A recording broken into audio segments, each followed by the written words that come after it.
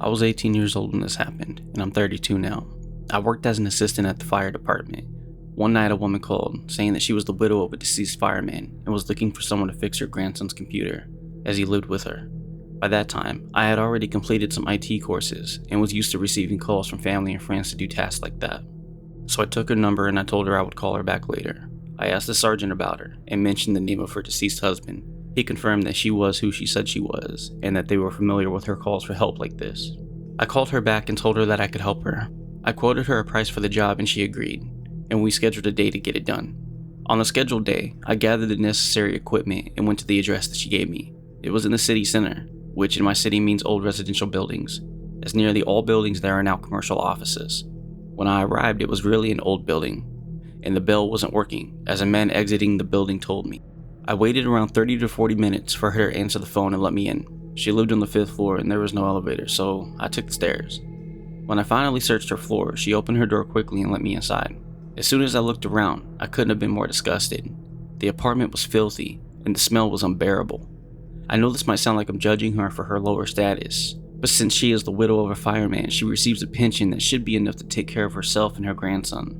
There were cockroaches everywhere, and I had to hold myself back from vomiting. She guided me to the computer, and as we passed the bathroom door, I noticed that the bathtub looked like it had never been cleaned.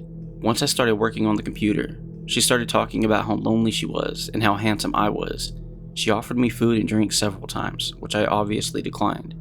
Then her grandson came into the room. He looked about 7 or 8 years old but spoke like a baby.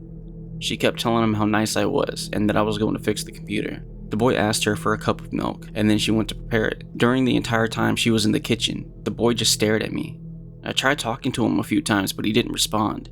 I felt like I was in a horror movie, and I could be the victim of a murder at any moment. I'm not sure why, but I didn't feel safe there. She came back with the milk for the boy, and I noticed that she was holding a knife in the other hand. She said that she was preparing lunch and went back to the kitchen. At that point, I was sure that something was going to happen to me. I quickly finished the job and called her into the room. She came in, still holding the knife, and I told her I had finished and I was leaving. She insisted that her grandson needed to test it first. Since she was still holding the knife, I agreed. The boy tested the computer and told her it was faster now. At that moment, she turned to me and said that she didn't have the money with her. I just told her that it didn't matter and that I could come back later to collect the payment. She finally let me leave, and I nearly ran to the exit.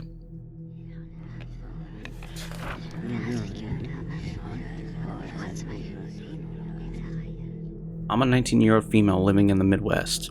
A couple of months ago, I was looking for extra work because my hours at my regular job were shit. I'm quiet, anxious, and don't have any friends, so I turned to Craigslist. I knew the site could be sketchy, but I was desperate for side gigs, and I hadn't had any luck as someone with no skills and not willing to do sex work. One ad caught my attention. It offered $50 for someone to take photos of a property using either a camera or something above an iPhone 12. I have an iPhone 14, promising it would take only an hour or two. I emailed the poster and soon got a text back. The man said it seemed like the perfect fit and invited me over that same day. What's funny is, I actually made a post on r/tooafraidtoask about if it was a dumb idea, which everyone told me to take a person with me. I didn't and deleted the post shortly after. The house was about 20 minutes outside of town, surrounded by dense forests. It was small and run down, but nothing that raised alarms. The man who greeted me looked like he was in his 50s, unremarkable. He invited me inside. The house was completely empty, no furniture, just dust and dirt. I asked where did he want me to start taking photos at, but he was dodging the question, making small talk and asking personal questions about me instead. My anxiety was building, so I kept the small talk going, but then he began staring at me intensely. I dropped my phone at one point, when we eventually started taking photos through the house, and when he picked it up, he held onto it a little too long before giving it back. Unprompted, when taking photos of the master bedroom, he brushed my face with his hand, complimenting my skin. I knew it was stupid coming here, but at that point my blood truly ran cold, and I was done making excuses in my head. I made a quick excuse to leave, something about my mom, but when I turned toward the door, he grabbed my arm. I still have the picture I took after the ordeal of the bruises on my forearm. It felt like I was going to get snapped in half. I had brought a small knife for self-defense, a gift from my paranoid mom who would have never let me come here had she known. Without thinking, I pulled it out and stabbed him in the arm. It was released with the push of a small button. He let go, swinging at my arm with the knife, but I was already running out of the house. I got into my car and drove until I was at a gas station and my heart was calm. I called the police and explained everything. They took it seriously. I came in to make a report and answer questions. They searched the property and the surrounding forest but didn't find him. The house turned out to be abandoned, and in the basement they found a pack of zip ties. A report was made, but he's still out there. I call sometimes for updates, but it's never anything of any substance. I never told anyone about this other than the police, not even my own mom. I know typing this I sound pretty unbothered, but that's the first time anything like this has ever happened to me, and I have trouble leaving my house most days now. I decided to type this out on here as maybe a way of getting it off my chest as it plays my thoughts constantly. To the man who lured me to that house, let's never meet again.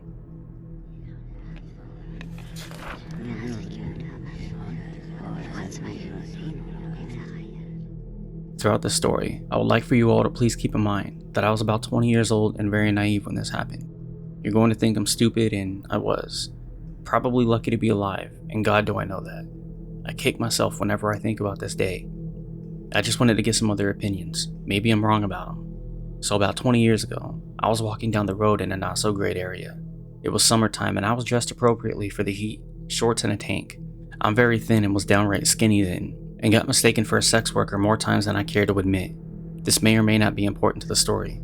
So anyways, I was walking to pick up my son from daycare. As I was going about my way, a truck full of men started to catcall and follow me. They turned around several times to yell at me out of the window, and I was getting nervous about it. I was passing a gas station parking lot, and a man not much older than myself stopped in a nice car and asked if I would like a ride. He didn't seem scary, and he was attractive, so I said okay, and I got in his car. I wish I could go back and smack myself for that.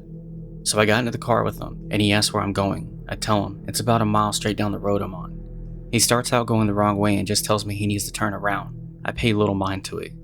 He starts to ask me about myself, so I tell him I was escaping a domestic violence situation and was staying in a women's shelter nearby. I was telling him how closely my activities were monitored and that I was due to pick up my son any minute. I think this may actually be what saved me. At some point, I notice he takes another wrong turn, but I don't know the area at all, so when I point it out, he says he's taking a shortcut or something, and I just go back to talking like an idiot. Then, I get a whiff of something. I know now that that smell was death. Decomposition. I know this for sure now, but I didn't then. I turn around and I look in the back seat looking for spoiled food or something. The car is absolutely spotless. I bring up the smell and he brushes it off and changes the subject, but for some reason the smell just started getting stronger. My dumbass brings it up again. What is that smell? He says he doesn't know. Probably something he forgot to take out that went bad. When I tell you guys there was not a crumb in that vehicle, there was not a crumb in that vehicle. I'm baffled, but eventually he drops me off safe to my destination. He doesn't tell me his name, ask for my number, or give me his, and I don't think much of it until much later when I smell that smell again. But this time I know what it is, and it triggers the memory of the guy in that car.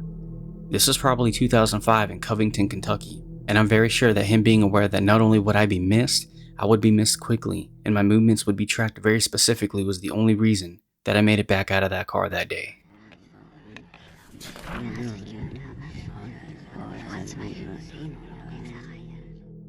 Surprisingly, this is one of those stories that I forgot about until a few days ago, when I was talking to a school friend on a call and I got reminded of this. She was pretty freaked when I told her, and so did I thinking about it again.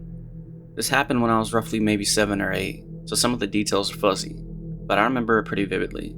This may seem like unimportant context, but my family had just moved to America, and we were renting the top portion of your regular suburban house in a pretty safe cul-de-sac. I had friends, they were triplets, about 3 or 4 houses down, not far at all. Every day I'd go hang out with them, and around 9 or 10 at night, my older brother, around 11 or 12 I'd say, would make the 2-minute walk and come get me and walk me home since I was pretty young. One night it came to get me as usual. The sun wasn't fully down, but it was getting pretty dark. We started down the walk as normal, when he started casting glances over his shoulder. I didn't really notice until he shoved me hard away from the sidewalk in between the 2 houses. Each house had a huge fence that separated their backyards, not ours though, and he made me crouch behind the fence. I remember being really scared, but more so confused, since I had no damn idea what the hell was going on. More specifically, he was a pretty big prankster. One time he convinced me that my older sister crashed her car into the ocean, so I didn't really believe him when he turned and said, "Walk behind the houses, I think someone's following us." Looking back now, he was probably trying to keep me calm. However, whatever calm was left in my tiny 8-year-old body was gone the moment I turned around and looked. The man had followed us behind the houses, and he was just by the edge of a few houses down near a different fence line. He had a black hoodie on, with the hood up, black sweatpants, and white sneakers. I have pretty bad eyesight now, due to some health problems, but back then, it was crystal clear, and I could see, with horrifying clarity, that his jaw was hung open. Like he was just standing there, with his jaw hung open. It was horrifying. I think now that I'm older, maybe he had some kind of medical condition that affected his jaw. Or maybe he did crack, I don't know. But back then I could have sworn on God I was seeing some kind of demon. Anyway, my brother, when he saw me looking and getting ready to freak out, told me to just run as fast as I can to our house. We booked it. Neither of us looked back, but we were scared out of our minds. Like I said, we only rented the top portion of the house, so the bottom, with the sliding door in the backyard, belonged to some other tenant. I don't remember if she was home or not, but I remember sliding it open and locking it as fast as I can. And when I looked up, he was there in the yard, a little way away from the door, staring at us. My father was away on a work trip when all this happened, so me and my brother told my sister and my mother immediately. But nothing came of it, not until the day after. We went to go meet my dad at his warehouse, which had a small live-in portion above it, where we lazed around until he was ready to head home with us. Around dusk, he came up and told us that we might have to wait since the police were here. He walked us around to the back window of the small area to show us police all around the backyard area of the warehouses. There, a few in a line to a white van parked on the grass by the edge of the woods. Like I said, I was pretty young, so I don't remember many details of what actually happened, but I do remember my dad, who hadn't been told about the day prior, telling us that they had found a man and a woman in the van. The man, he said, had his mouth hung wide open. He seemed really disturbed, telling me about the whole thing, and wouldn't answer any more questions about the woman. Maybe she was dead. I've got zero idea. I do know they were arrested on trespassing charges. I don't know anything else, and I haven't asked about it, and I doubt he'd remember. It's been over a decade and he's pushing 70. But he freaks me out to this day. I still can't believe it happened, and I don't have any answers for it. I talked to my brother briefly about it in hopes he remembered more than I do, but all I got was a long tirade about whatever medical condition the guy probably had for his mouth to be like that. He's an annoying medical student now. Sometimes I think maybe he didn't mean any harm and was just drugged out of his mind, but this was like in the world's safest neighborhood and doesn't explain why or how he showed up at my dad's workplace. Also, if anyone is curious, I asked around a little more for information. I wasn't able to find a lot, but I found out why my father moved away from that warehouse. The police found a dead body in a car near us. I'm not sure if this is the same van or not, or when that happened, but take that as you will.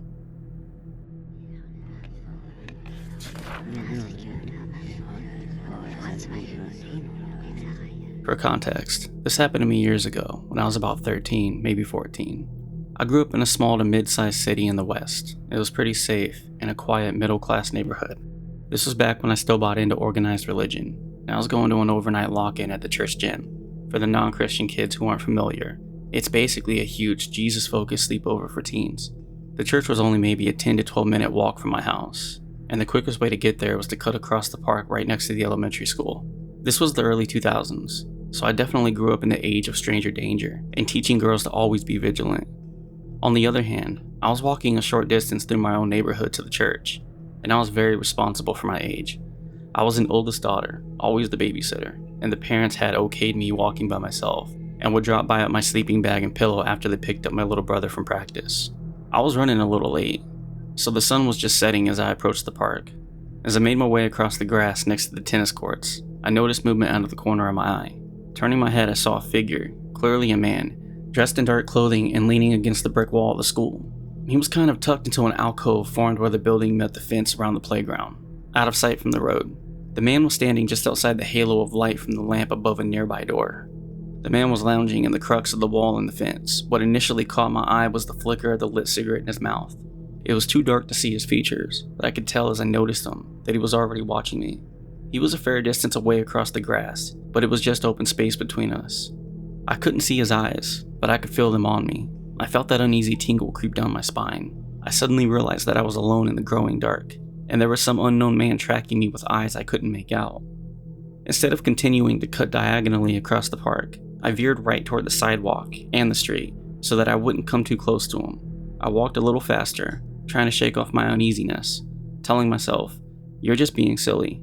The first time I glanced back, he hadn't moved, though I could still feel him watching.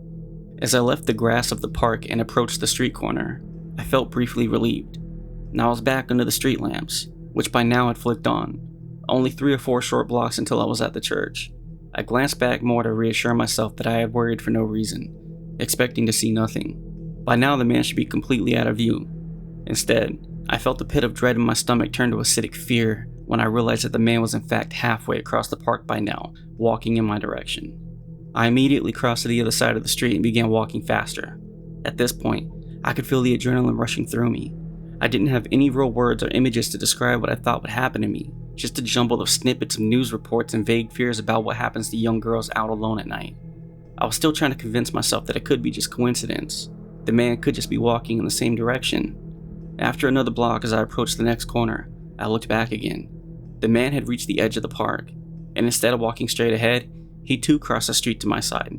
Even worse, it seemed like he had closed some of the distance between us, and, to my eyes at least, it seemed like he was walking faster. I immediately felt my terror increase. At this point, I was convinced he was a predator, and I had made myself easy prey.